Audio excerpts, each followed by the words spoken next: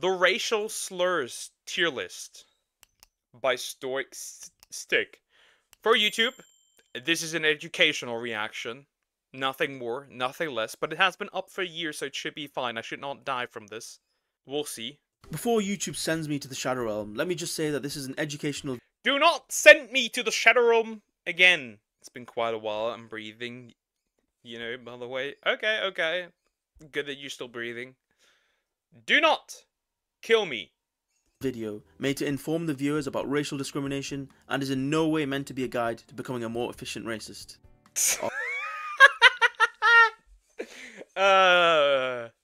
It doesn't matter if it's not a guide to become a more effective racist. It's still gonna be used for this, regardless. Alright, now that we have that out of the way, let's get into the good stuff. Today we're going to be talking about racial slurs and ranking them based on their offensiveness and the likelihood that it will cost you your job. I'll try to keep them varied so it's not just the same slur 8 times, and before we get into it, because of YouTube's content ID algorithm, we're going to be putting them through captures when they're up on the screen. But everyone watching should be human, so that shouldn't matter, right? Right? Let's get right into it, and let me just say that this is obviously a race for second place, as the first place spot is going to be going to the N-word. If you look at a racist... I mean, that makes sense that the N-word ends up... That the N-word ends up on spot number 1. This makes sense. No arguing about it. Though, I don't think it got devalued heavily by being used just as a term to refer to people. So that, I don't know, to like, black people referring to each other. So, I don't know. Keyboard, you'll see that the N, I, G, E and R keys are the most faded, and I'm 99% sure it's not because they spent all day arguing about the social and political climate of the African country of Niger. Niger. Yeah, definitely.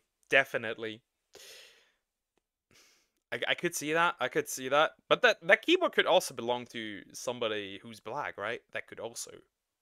So it doesn't have to be specifically for racists. It originates from the Latin for black, but during the slave trade in the 17th century, it began to be picked up as a slur and would be used in common language until the late 20th century, where it was decided collectively that we probably shouldn't be saying that. The Merriam-Webster dictionary rates it as the most offensive slur in English history, so even the dictionary agrees with the #1 spot. And it probably goes without saying that if you say this in any context, you're probably going to be unemployed before the R even leaves your lips. Next we have the fruit slurs, which when I read it first I thought they were taking the piss too, but... What is that? Why did you put that into a capture though? It's literally just... I mean, the fruit slurs make sense. No, fruit slurs are real. And it's to do with minorities who want to be white like bananas for Asians, who are yellow on the outside but white on the inside, coconuts for brown people, and apples for the Native Americans who are red on the outside but want to be white on the inside. Imagine trying to be hateful and calling someone a banana. I would probably just look at you confused more than anything. Actually, True though, the problem is though that I look at this like this. This is like a racial term that groups use with each other. Like black people referring to other black people as a coconut, or Asian people referring to another Asian person as a banana and apple and so on, whatever other fruits are out there that you could use for that. It's at least a creative way. I just don't consider it a slur. I was wondering what we could do for the 5k subs, and seeing as how I'm basically anonymous, I figured I'd throw you guys a bone and do a minority reveal, so we have something to look forward to. So if you haven't already, then go ahead and subscribe. For the fruit slurs, we're going to be putting them in the 10th spot, as, to be honest, more people would be confused and offended if you called them a fruit slur. And you're most likely not even going to be getting a HR email, never mind getting fired. I'll also add onto this that... To be fair, I think for most people that wouldn't even register. They would probably maybe not pay attention. That chocolate ice cream or ice cream bars are the same fruit slurs, but for black people who are black on the outside and want to be white on the inside. Then we have the slur for Indians, mostly for Hindus, which is Pajit, which originates from the name Pai Ji and the fact that a lot of Indian names end in Jeet. It's used I've seen plenty of people use that before. I've seen plenty of people use that before, especially on Twitter. Against Indian males due to the stereotypes associated with Indian men online, such as they are extremely horny and they're very nationalistic. I'm sorry if you're Indian. I'm very sorry, but it's a stereotype with the truth, unfortunately, with a little bit of truth.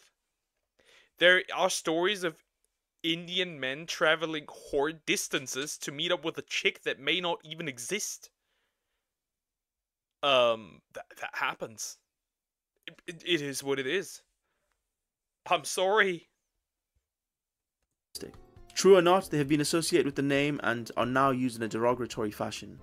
In a similar vein, Mujit is the Indian response to Indian Muslims, which is obviously derived from the Pajit slur, but with the mu prefix. If you call an Indian person a Pajit or a Majit, they're most likely to get pretty offended, so I'm going to be putting it higher up on the list. Maybe in third place, although it could be displaced. And I guess I'll put Majit in there as well, as they're two sides of the same rupee. This one is a bit hit or miss on if you're going to be fired. If you work in tech with a lot of Indians, then yeah, you're probably cooked, but if you have a blue collar job, you might just get a few laughs. Fuzzy Wuzzy, yes. Over here on Twitter, that as well. Soon we blame watermelon for having different color from outside and inside. Oh, now I think about it, is there a watermelon slur for black people? I wonder. Fuzzy Wuzzy is a slur which is used disparagingly against Eritrean and Sudanese Africans. Fuzzy Wuzzy?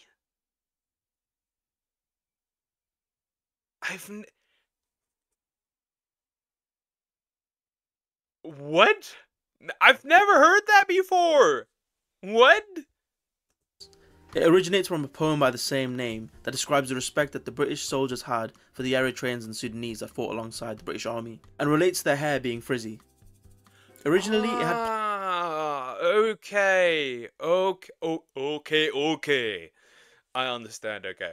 positive connotations, but over time it became more and more associated with anti-African racism, which is just life, I guess. I'm probably going to be putting this in the 9th spot, as for what it's So, just like, that was originally a good term, now turned bad. That's interesting. That's interesting. I've never heard that one before. That's a new one. Yeah, that's an 8th or 10th. worth, it's one of the less offensive slurs on this list, as it started out in admiration and not just hate from the beginning. Similar to the fruit slurs, it's pretty niche and uncommon, so will probably fly under the radar if you said this at work, although you would get some weird stares. Next up is chink, which is a slur that is used against Chinese people primarily, but as racists do, it's also used against people with hooded eyes.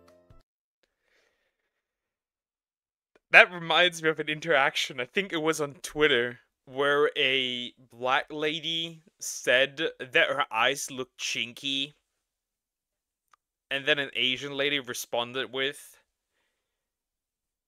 that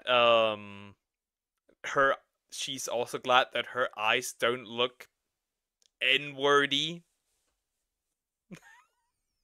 That reminds me of that. That reminds me of that, where I think I need to get my racism. Some speculate it may have originated from the Chinese phrase ching ching, which is a courtesy, but others argue it wasn't really that popularized until labor shortages in the west coast of America led to an immigration boom of primarily Chinese nationals who were expert fishermen. And when an American patented his own fish gutting machine, he named it the Iron Chink, and its popularity just grew from there until it was in mainstream use. That's wild. This list is wild. This one is similar to Pajit, as in the chances of you losing your job are very environment dependent, but I'd say that it doesn't offend as much as being called a Pajit, and I would know because I've been called both despite being from neither region. So I'll put it in a respectable 5th place. Cracker is going to be our next racial slur, and honestly... Yeah, it's 8th and 10th. That's not really a major thing. They need to come up with slurs for white people, like mayonnaise monkey. That one is actually kind of funny. Or, was it white moon crickets? Something like that. Mayo moon crickets, was it? Stuff like that. It's a bit of a push to call it a racial slur because I don't think I've ever seen a white person offended by being called a cracker in my life. It's like water off a duck's back. It apparently originates from the noise that whips would make, which I don't get how that's offensive. Bonus slurs include mayo monkey, vanilla gorilla, bleach demon. Vanilla gorilla? That is crazy. Vanilla Gorilla is crazy. I've never heard this one before. Yo, these are good. These are creative. I like it.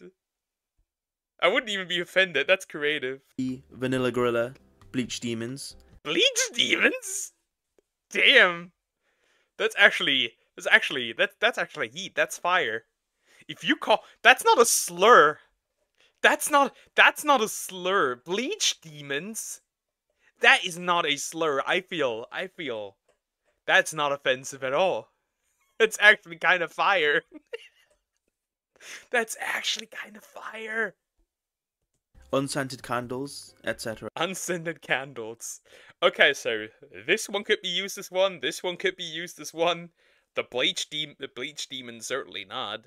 And the unscented candles, sure. Some of these are creative for real. Vanilla Gorilla was 100 men next. But some of these sound pretty cool if I'm being honest. Imagine just chilling with your homie and he goes, "What's up, my Vanilla Gorilla?" I'd be hyped. It's gonna go in 8th because it's weak, but the other ones below are more dumb, so yeah. And you're probably not gonna get fired. You're actually more likely to get a promotion for bantering with your boss. A lesser known slur is goy, which refers to all non-Jews, and its origins are from the Talmud, which is the holy book of the Jews. The translation is similar to farm animals / creatures that are lesser, and I didn't actually know about this one until Damn, the Jews have slurs for everyone that's not a Jew. That's interesting. Very interesting. recently. But yeah, now you know that some Jews refer to all non-Jews as farm animals, so do with that knowledge as you wish. But I'm going to put it in 7th, just ahead of Cracker, as it's pretty unknown and not many people would take offense because of that, and similarly wouldn't bring it up to HR. Uncle Tom is a slur that is used primarily by black people to disparage other black people for acting in a way that they deem slave-like, but it didn't originally have the same meaning. The term came from the character Uncle Tom in Harriet Stowe's Bros out there. Bros, they are actually out there doing friendly fire for real. Friendly fire, that's interesting. Uncle Tom's Cabin, and in the story Uncle Tom is beaten to death for protecting the whereabouts of his fellow slaves.